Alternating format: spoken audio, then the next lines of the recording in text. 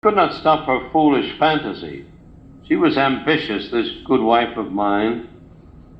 You must be sure to ask where they have gone, and I will search out Jesus and tell him John and James are fine young men who can be counted on to do God's work, and he should put them on his right and left on that day when he shows the power of God. For 30 years the memories have stayed bright, and now we sit, an old man and his wife, at sunset near the Sea of Galilee, and think of happier days that we've known. The younger men must do the fishing now. We have long hours in which to sit and think of what has happened and what might have been.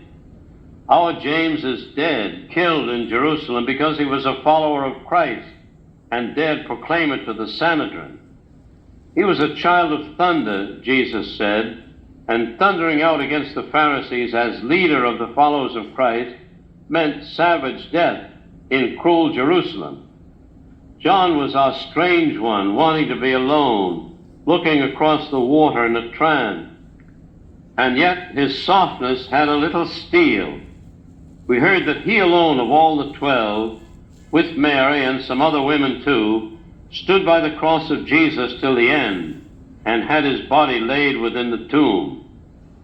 One visit more we had from John our son, when he and Simon came to Galilee with Andrew and the others, Matthew too, and asked if they could use my boat to fish.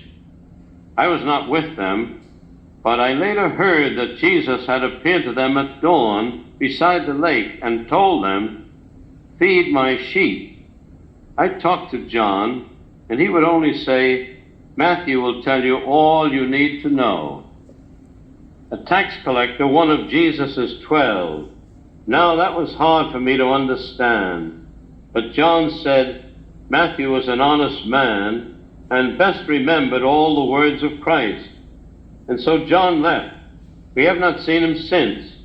He said that he must travel to lands afar to tell of Christ.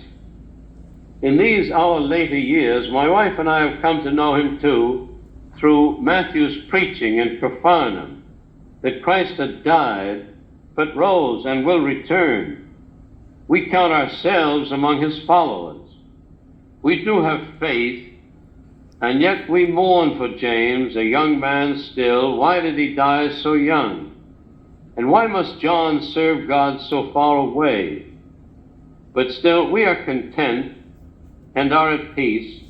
God will provide, and in his own good time, we hope to see his face and see our son.